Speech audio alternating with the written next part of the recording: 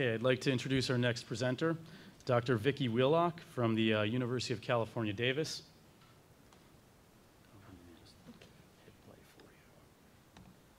Excellent. And got it. All right. Good morning, and thank you. I want to thank the organizers for inviting me to come and speak to you about our program at UC Davis to develop a cellular therapy trial for Huntington's disease.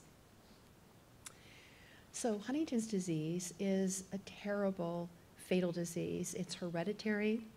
It causes thinking, movement, and behavioral problems. It's a relatively rare disease. Perhaps 30,000 people in the United States have Huntington's disease, with about 2,000 diagnosed every year. But because it's hereditary, there's a pool of about 150,000 family members who are at 50% risk of getting this disease. It has a worldwide occurrence in all populations. Death is inevitable. And the estimated annual costs in the United States of this disease are on the order of $2.5 billion. Huntington's disease is attained through genetics. So every child of a parent who has Huntington's disease has a 50-50 chance of inheriting the gene for the disease. And tragically, Huntington's disease presents much earlier than other neurodegenerative diseases like Parkinson's and Alzheimer's, right during people's midlife, right when they're attaining most of their goals in terms of work and profession, and also when they're doing important work in their personal lives, having families, raising children. So it's a double whammy. The gene for Huntington's disease was found back in 1993 on the short arm of chromosome number 4, and I think many of us thought that there would be a cure right around the corner after the gene was found, but obviously it's been a very, very difficult process.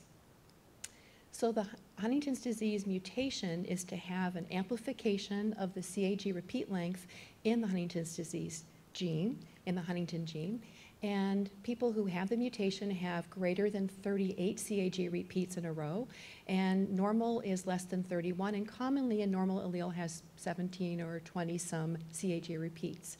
The CAG repeat length ends up causing the protein to have a polyglutamine chain, and it's felt that that polyglutamine chain is important in the pathophysiology of the disease-causing symptoms. If we look inside the brain, I should start off by saying that this mutation is present in every cell of the body, but there's selective cell death within the brain. And if we look inside the brain at the medium spiny neurons that are deep within the brain in an area called the striatum, they're getting sick and dying out in huge numbers. If we look at longitudinal MRI scans over time, we can see this progressive death of cells that's going on primarily within the striatum. But if we keep looking in this longitudinal study at patients with early, mid, and late-stage Huntington's, there's this tremendous degeneration in the cortex and the white matter, and patients die mute and akinetic and rigid and bedbound. Treatments for Huntington's disease are strictly palliative. I'm an expert in the palliative treatment of Huntington's disease. That's what I've been doing for years and years. And it's heartbreaking work. The only thing that keeps us going is the research, and the community of families with Huntington's has participated in research studies for many years. They've really come together. They've been strong advocates for stem cell research. So we have one drug approved by the FDA to treat the chorea, and everything else we do is palliative. We're very fortunate. In 2007, UC Davis recruited Dr. Jan Nolta to come to start our Institute for Regenerative Cures. Dr. Nolta, like many stem cell researchers, works on a number of different diseases, and she hadn't worked on Huntington's disease before she came to UC Davis. But we were very fortunate that she met with our clinical personnel, she met with the family, she became inspired, and she's been working very, very hard to develop treatments for this terrible disease. And she had an extraordinary idea about how to treat Huntington's. And her idea was to use the adult stem cells, mesenchymal stem cells, which are uniquely suited to being a treatment vehicle in this disease. So the advantages of these cells would be the long safety record. They're not pluripotent. They're adult stem cells harvested from bone marrow. They have special properties of homing in on sick and dying cells. They are immunologically privileged. They shelter themselves from the host immune system and can be transplanted without tissue matching. They regulate inflammation, they secrete factors that help to support neuronal survival and connections, but most importantly, they can be easily and safely engineered to transfer molecules and proteins to target cells. So they're an ideal delivery system. So back to the Huntington's disease mutation. After all these years, we still don't know exactly why the Huntington's mutation causes these cells to die out. We have lots and lots of signal of problems. One of the strongest signals is there's a deficiency in brain-derived neurotrophic growth factor, or BDNF. And we know that BDNF is essential in the striatal cells for a number of intercellular processes, from transcriptional regulation, mitochondrial function, proteasomal function, axonal transport, a number of different areas. And we know from our collaborator, Dr. Gary Dunbar, that implanting MSCs that have been engineered to overproduce BDNF helps in the mouse phenotype of Huntington's disease. So our strategy is to use these mesenchymal stem cells engineered to overexpress BDNF as a rescue therapy, as a neuroprotective therapy in Huntington's disease. Dr. Nolta and members of her team and our team published a nice review about the use of MSCs as proposed therapeutic for Huntington's disease. The BDNF platform is the one that we're using.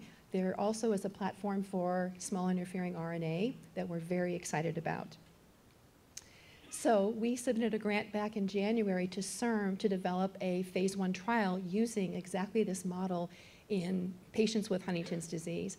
We went to the ICOC meeting in July and sat through the day and listened to the family members come up and speak about the pain and suffering and fear of this disease and how badly they needed treatments. And we were there for the very emotional moment when we were told that the grant was approved for funding, and there was confetti and a lot of happiness in the room. But as Dr. Nolta and I know well, now the really hard work begins. So we are very fortunate to have a GMP facility at UC Davis, which is state of the art, if not state of the planet. It's an amazing facility, and the idea is to use it for manufacturing of cellular products. There are currently 6 stem cell trials that are using cells produced in the GMP at UC Davis, and we have batches of the MSCs and the MSCs that are engineered to overexpress BDNF banked at this facility.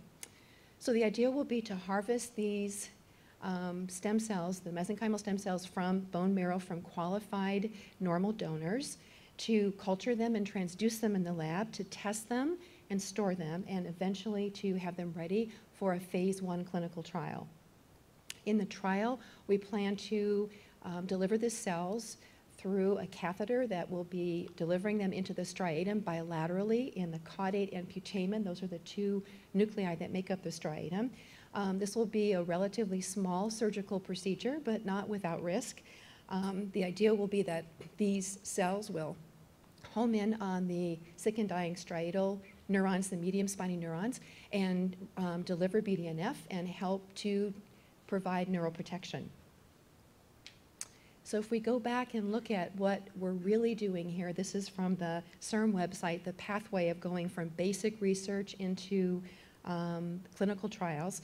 Dr. Nolta had a grant, received a grant back in 2009 for working on the MSCs with small interfering RNA. That's come forward, and her work is blossoming in that area. Based on the work that she's been doing in her lab, we were voted for funding for this particular trial. We have 4 years to do this. In year 1 and year 2, we will be completing the IND-enabling studies for the cells, and our goal is to have FDA approval within 2 years. One thing that's unique about our plan is that we're going to be enrolling a group of patients with early-stage Huntington's disease in an observational study starting immediately upon funding being received. We will be evaluating those patients clinically every 6 months with standard instruments of clinical measures, brain imaging measures, biomarkers, cognitive markers, so that we can establish a rate of change for each of those different areas in each patient. The idea being when we go into our phase 1 trial in 2 years, which is primarily a safety trial, we will also have some measures of potential efficacy. And because there's a great deal of variability in the course of Huntington's disease, having very robust data before implantation will enable us to both monitor for safety more carefully and also to look for signal of a clinical benefit. Future directions, as I mentioned, we plan to go forward with the MSCs engineered to produce small interfering RNAs that would be neuroprotective and perhaps more in terms of treating this disease. We're going to be learning a tremendous amount in doing this groundbreaking trial.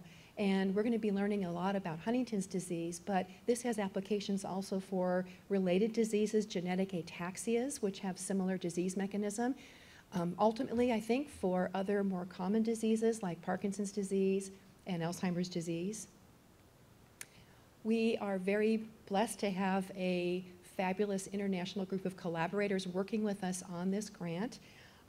We want to thank Athersys for their production of the MSCs and working very closely with Dr. Nolta.